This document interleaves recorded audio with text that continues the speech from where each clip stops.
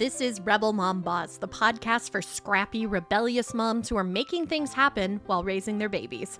My name is Robyn Flynn, a scrappy, rebellious mom myself, and the founder and managing director of Robyn Flynn Media. I'm also a mom to a beautiful toddler named Peyton. We do things a little bit differently here, so buckle up and welcome to the rebellion. This week on the show, though, I wanted to talk about something that comes up in conversation with pretty much all of my friends after they have a baby, and that's sex. What our sex lives look like after we have kids. And I can't think of anyone more perfect to talk about this than Dr. Laurie Betito. She's a clinical psychologist, president of the Sexual Health Network of Quebec, the author of the Sex Bible for people over 50, and she's the co-host of the podcast Passion with Dr. Laurie and Jon Pole. Hey, Laurie, welcome to the Rebellion. Well, thank you. I'm a proud, rebellious mom myself, or I was at one time anyway. Well, you're still a mom. Your kids are just grown now. Grown, exactly. Exactly. Yeah. So this is something that is coming up in conversation a lot with me and my friends because we all have young kids, under the age of 10 is sort of the demographic that I find myself in. Obviously after you have a baby, you can't have sex right away at all. The first 6 weeks are kind of off limits, but I'm finding when I'm speaking with my friends that even once you get that go ahead from your OB at 6 weeks, that a lot of us still don't feel ready to have sex. And I'm wondering why that is, first of all, why we don't feel ready, and how to have that conversation with our partners. Because I think for them, they're like, woohoo, 6 weeks, check, we're ready to go. Yeah. And we're like, nope, I am not ready at all. Right. So 6 weeks means your vagina is ready to go. But sex requires a hell of a lot more than your vagina. Especially for women, it's about the brain. So what happens, especially new moms, it's a whole new world, right? You realize you've never had that level of fatigue in your entire life. You would never know that level of fatigue unless you're a new mom and you're sleeping piecemeal, catching 20 minutes here, an hour here. Now you forget about getting a full night's sleep. It just doesn't happen anymore.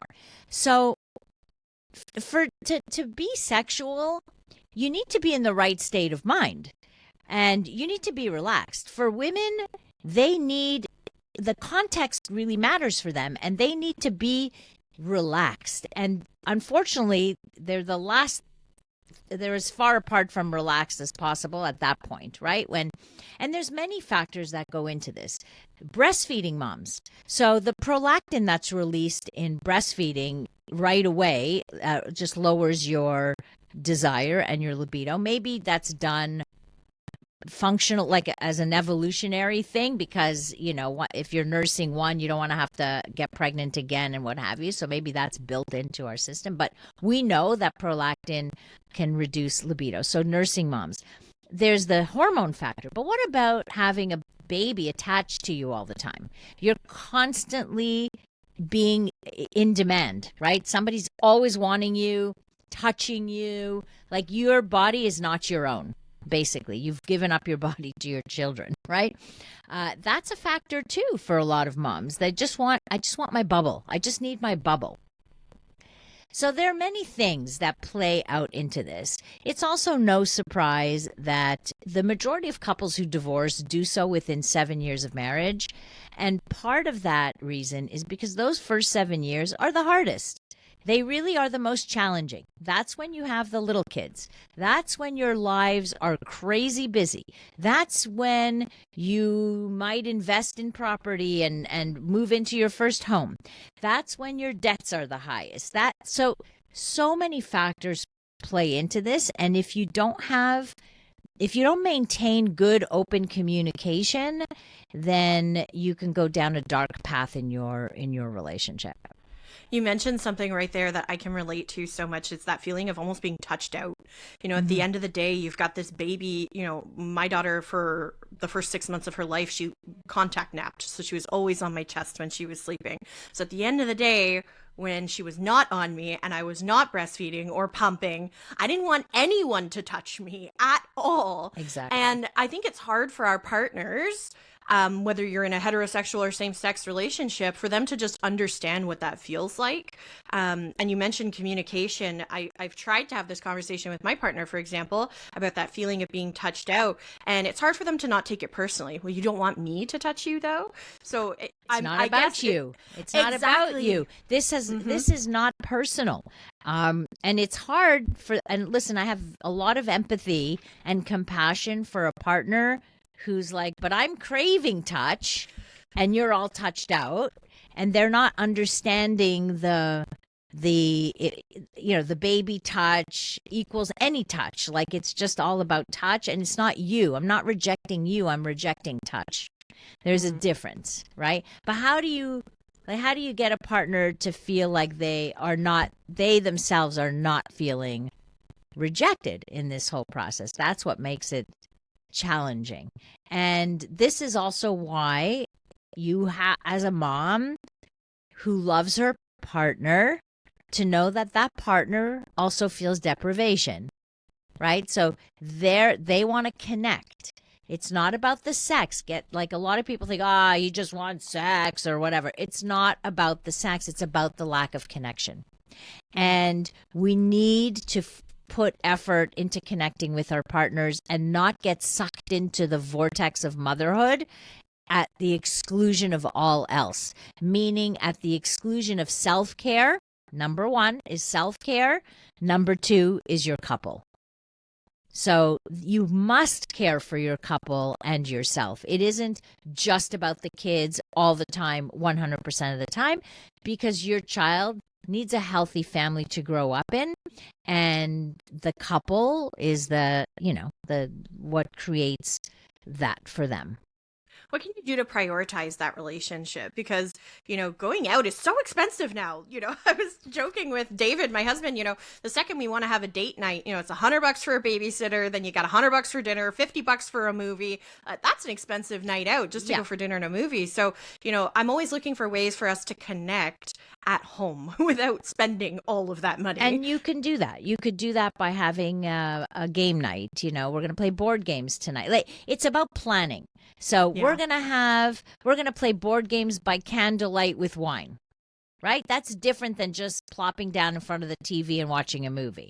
You're actually putting in some effort, and that's what's required. So it doesn't have to cost money, but it has to cost effort. And you can't just give up and say, I'm just too tired and whatever. You have to, these are things you have to do on a regular basis. So putting in date nights, whether, a grandma or grandpa or whatever takes the kids, or you can find some way to get time away, that would be lovely, of course. But if you can't, then you plan one when your children are asleep, and you do something special. You get dressed, you dress up. You don't just stay in your sweats and your pajamas or your bathrobe. You make some effort in the same way that you would have made an effort prior to moving in together, where every time you saw each other, you'd get a little bit dolled up or what have you. You would do something, put in a little bit of extra effort. So I think the effort is what is required. For sexuality, it's the same thing. Planning intimate nights together is a good idea. And I'll tell you, women need the planning more than anything, because they know that they have to get themselves into a certain mindset. It's not just a switch. 1 minute I'm doing this, next minute I'm in bed. It doesn't happen like that for women. Men are more like those switch on off switches. Women are like dimmer lights, like they need to be worked on, right? So, but by knowing that Saturday night is our intimate night, you're going to do things to make sure you're in a relaxed state of mind. That, maybe the laundry's all done, because that usually weighs heavy on your mind, or that you take a nice long bath to relax your body, or that's the night you will drink wine together and have a nice dinner. Whatever it is that prepares you to be in that relaxed state. That takes effort to be relaxed. Like, you would think, like, oh, we'd all want relaxation and that shouldn't take effort, but it does.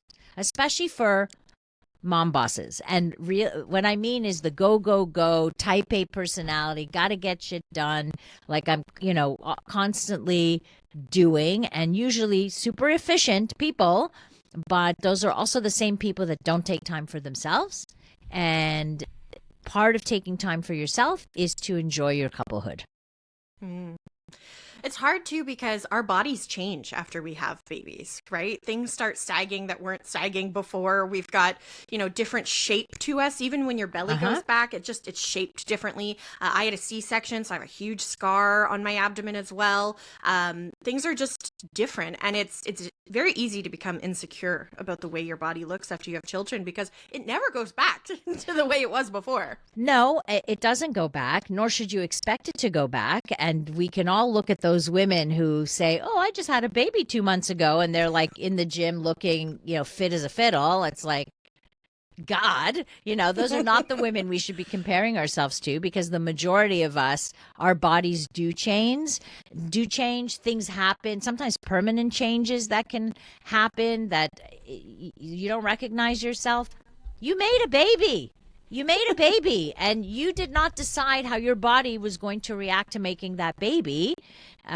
So, if a partner looks at you and says, hey, hey, honey, how come you haven't lost the weight? You can tell them where to go and say, I made this baby. Like, my body did this. My body took the beating to make this baby. Your body does take a beating to do this, as wonderful as the experience can be. And for some women, it is not a wonderful experience, pregnancy. And for some, they love it. But at the same time, I get the body image issues because we look at ourselves. We are our worst critics. We pick out there's a dimple here. Ooh, I hate that. We are horrible to ourselves. But our partners don't actually think that way.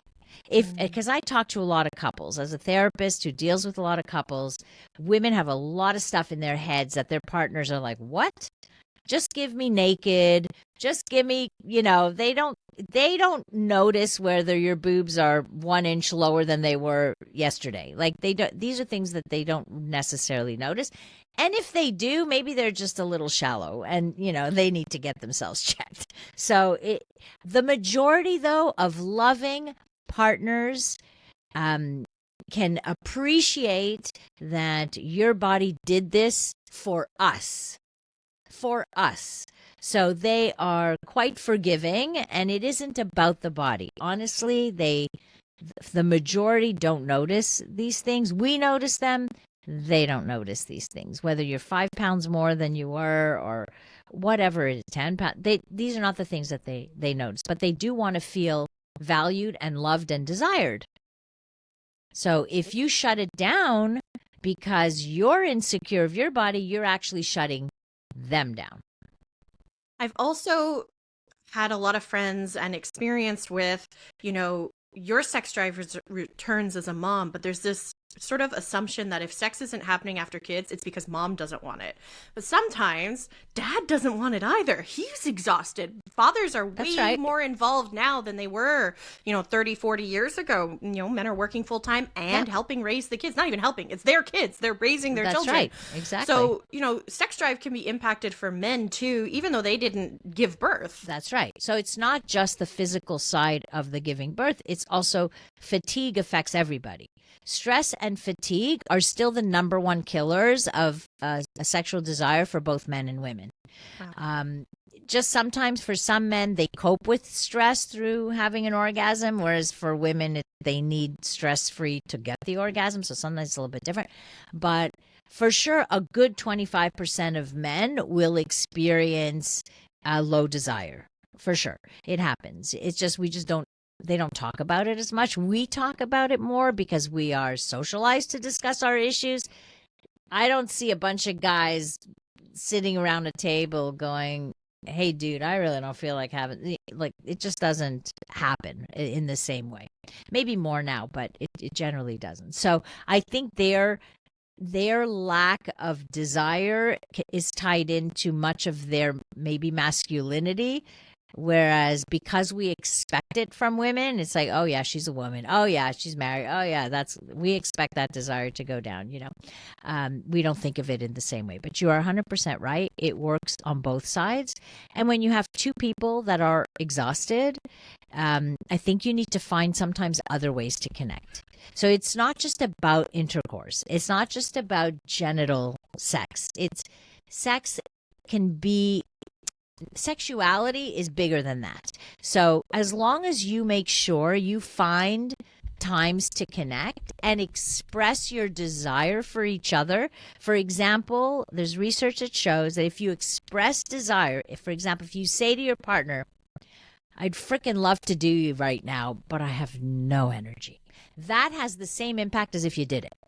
Wow. So it's an expression of desire, because what troubles relationships is when people feel like my partner doesn't want me anymore, right? Or I'm not feeling valued, or I'm not feeling desired as a person or as a sexual being, or what have you. So expressing your desire at the same time, if you're both tired, but you can connect with hugs and kisses and cuddles and whatever, maintaining that connection and having faith that your sexuality will be reawakened at some point when you're both less tired is very encouraging, rather than getting upset with each other or fighting over it or what have you. That only creates more resentment and a lack of understanding. So I think it's important. Now, for couples that get stuck somewhere, it's important to get help before it gets too deep. The resentment gets too deep. Is it possible to have a sexless marriage and still feel fulfilled? That only depends on A, what's sexless, number one. Number two, what do both people want? Truly want. So if two people are on the exact same page where sex doesn't matter to them, but they still feel connected to their partner, they still feel like they have intimacy with their partner, and they both could do without, that can work. But it's rare that both people are on the exact same page, depending on where they're at in life. It could be that at this stage in life where both are exhausted, both are tired, they might just say, there's no, I don't have energy, you don't have energy, but we know it's important to stay connected, so we should do other things, right?